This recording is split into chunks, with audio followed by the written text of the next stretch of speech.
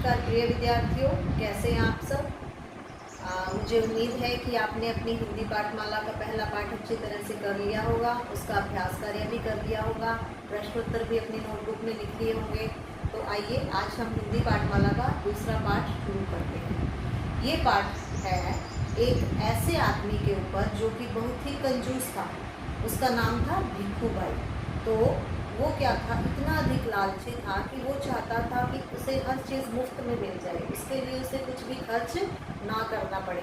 लेकिन उसकी इसी आदत के कारण अंत में इस कहानी में वो एक ऐसी दुविधा में फंस जाता है जिससे निकलना बहुत ही कठिन हो जाता है। वो हम इस कहानी में पढ़ेंगे कि वो कैसी दुविधा में फंस गया और कैसे उससे बाहर निकला और कैसे उसने अपनी जान बचाई।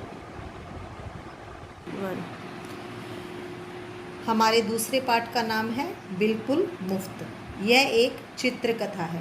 चित्रकथा क्या होती है? जिसमें कि चित्रों के माध्यम से वार्तालाप दिखाया जाता है कि वो क्या संवाद कर रहे हैं। तो इसमें इस पुस्तक में देखिए साथ साथ आपके चित्र दिए हुए हैं। भिक्खू भाई है और उसके जो भी इस पाठ में पात्र हैं उन सब के चित्र हैं, और चित्र के साथ साथ इनके संवाद है कि वो आपस में क्या बातचीत कर रहे हैं। तो आइए हम पाठ पढ़ना शुरू करते हैं। एक थे भिक्खू भाई जो हद से ज़्यादा ही कंजूस थे। एक दिन उनका नारियल पानी पीने का मन हुआ। वे सोचने लगे, हद से ज़्यादा कंजूस, कंजूस क्या होता है? जो कि बिल्कुल भी पैसे खर्च ना करें, हर चीज़ को बहुत ही नाप तोल के प्रयोग में लाए। तो क्या हुआ, एक दिन उनका मन नारियल पानी पीने का मन हुआ। नारियल पानी क्या होता है? Coconut water. तो भिक्खू भाई क्या सोच रहे हैं, ओहो घर में नारियल तो है नहीं, अब नारियल लेने के लिए बाज़ार जाना पड़ेगा। सबसे बड़ी बात, पैसे भी खर्च होंगे, क्या करूं? अब ये बाज़ार जाने के लिए नारियल लेंगे तो नारियल खरीदने के लिए तो पैसे लगेंगे, लेकिन वो तो बहुत कंजूस थे। तो सोच रहे हैं कि क्या करूं। नारियल पानी के लिए भिक्खू भाई का मन इतना ललचाया कि वे बाज़ार की ओर निकल ही पड़े। लेकिन उनका मन जो था वो नारियल पानी पीने के लिए बहुत ललचा रहा था। उनका बहुत ज़्यादा उनकी इच्छा हो रही थी कि वो नारियल पानी पिए। तो वो आपस में ही अपने आप ही बड़बड़ाते हुए जा रहे हैं, पता तो चले कि आजकल बाज़ार में नारियल कितने में बिक रहा है। तो उन्होंने सोचा कि नारियल खरीदने से पहले मैं उसका कुछ मोल भाव कर लेता हूँ कि वो कितने का मिलेगा। वे कई नारियल वालों से दाम पूछते हुए चले गए। तो उन्होंने क्या किया, चलते चलते उन्होंने बहुत सारे नारियल वालों से दाम पूछे। दाम क्या होता है? कीमत। पूछने लगा नारियल वाले से भिक्खू, ए नारियल वाले भाई, यह नारियल कितने में दोगे? तो नारियल वाला जो है दुकानदार है वो कह रहा है, बस 2 रुपये में काका। भिक्खू भाई ने आंखें फैलाकर कहा, 2 रुपये? इतना महंगा, 1 रुपये में दे दो। तो वो कंजूस तो थे ही, वो उससे दाम कम करवाने चाहते थे। 2 रुपये सुनकर उन्होंने क्या कहा कि यह तो बहुत महंगा है, आप मुझे यह 1 रुपये में दो। तो नारियल वाला बोला, ना जी ना, 2 रुपये सही दाम है, ले लो या छोड़ दो। लेकिन दुकानदार बोला, मैं तो 2 रुपये में ही दूंगा, अगर लेना है आपने नारियल तो लो, नहीं तो मत लो। अब भिक्खू भाई मंडी की ओर चले और मन ही मन सोचने लगे। अब वो और आगे मंडी की ओर गए जहाँ पर बहुत सारे नारियल हैं। मंडी में नारियल सस्ता मिलेगा, टहलने का एक और मौका है, चलो और घूम लेता हूँ साथ में, और रुपए भर की बचत भी हो जाएगी। अब टहल भी लूँगा, घूम भी लूँगा, सैर भी हो जाएगी और 1 रुपये की बचत भी हो जाएगी। तो मंडी में जाकर भिक्खू भाई मंडी में पहुँचकर बोले, भाई एक नारियल कितने में दोगे? तो मंडी में दुकानदार बोला, सिर्फ 1 रुपये में काका। तो उसके बाद भिक्खू भाई कह रहे हैं, क्या मैं इतनी दूर से चलकर आया हूँ और तुम पूरा 1 रुपया मांग रहे हो? 50 पैसे काफ़ी हैं। अब 1 रुपया भी यहाँ पर भिक्खू भाई को महंगा लग रहा था। वो कह रहे थे कि मैं इतनी दूर से चल कर आया हूँ तो 1 रुपया मांग रहे हो, तो 50 पैसे, 50 पैसे क्या होता है? रुपये का आधा भाग 50 पैसे ही काफ़ी हैं। तो नारियल वाला बोला, नहीं काका, 1 रुपये से कम में नहीं मिलेगा। अब भिक्खू भाई और सस्ते के चक्कर में आगे चले। अब उन्हें 1 रुपया भी महंगा लगा। उन्होंने सोचा कि 1 रुपये में दे रहा है तो क्या पता आगे जाकर देखूं तो मुझे 50 पैसे में मिल जाए। तो उन्होंने देखा एक आदमी नाव में रखकर नारियल बेच रहा था। तो भिक्खू भाई उस नाव में जो आदमी नारियल रखकर बेच रहा था उसके पास जाकर बोले, भाई एक नारियल कितने में दोगे? तो नाव में जो बैठा था दुकानदार उसने कहा 50 पैसे में। अब देखते हैं आगे क्या करते हैं भीखू भाई। भीखू भाई हाँफते हुए बोले, हाँफना क्या होता है, उनका सांस चढ़ा हुआ था, वो चल कर आए थे और ऐसे कि उस तरह से कर रहे थे कि जैसे वो बहुत दूर से चल कर आए हैं। इतनी दूर चल कर आया और 50 पैसा, ये तो बहुत महंगा है। तो नारियल वाला कहता है, ये 50 पैसे तो मेरी मेहनत के हैं, इससे सस्ता नारियल तो मैं बगीचे में ही मिलेगा आपको। कह रहा है कि ये 50 पैसे तो मेरी मेहनत के हैं, मैं बगीचे से तोड़ कर लाया हूँ और यहाँ बेच रहा हूँ। तो चलते चलते भीखू भाई के पैरों में दर्द हो रहा था, लेकिन सस्ते के चक्कर में वे बगीचे में जा पहुँचे और माली से बोले। अब नारियल वाले से उन्होंने नारियल नहीं लिया और वो सोचने लगे कि क्यों ना मैं बगीचे से ले लूँ जहाँ मुझे मुफ्त में नारियल मिल जाएगा। तो नारियल कितने में दोगे, बगीचे वाले से उन्होंने पूछा। तो जो वहाँ पर माली था बगीचे में, वो कहता जितना चाहे पेड़ पर चढ़कर तोड़ लो, एकदम मुफ्त है। तो यह बात सुनकर तो भीखू भाई को बहुत अच्छा लगा, क्योंकि उन्हें उसके बिल्कुल दाम नहीं चुकाने पड़ेंगे। तो माली ने कहा कि तुम्हारी हिम्मत है तो आप पेड़ पर चढ़कर तोड़ सकते हो और जितने नारियल तोड़ लोगे वो बिल्कुल मुफ्त में मिलेंगे तुम्हें।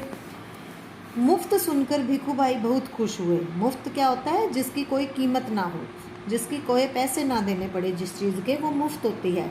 तो भीखू भाई बहुत खुश हुए कि नारियल पेड़ पर चढ़कर, जैसे ही वो नारियल तोड़ने के लिए हाथ बढ़ाया, पेड़ पर तो चढ़ गए और नारियल तोड़ने के लिए हाथ ऊपर किया तो उनका पैर फिसल गया और भीखू भाई नारियल पकड़े हुए लटक गए। अब उनके पैर हवा में झूलने लगे।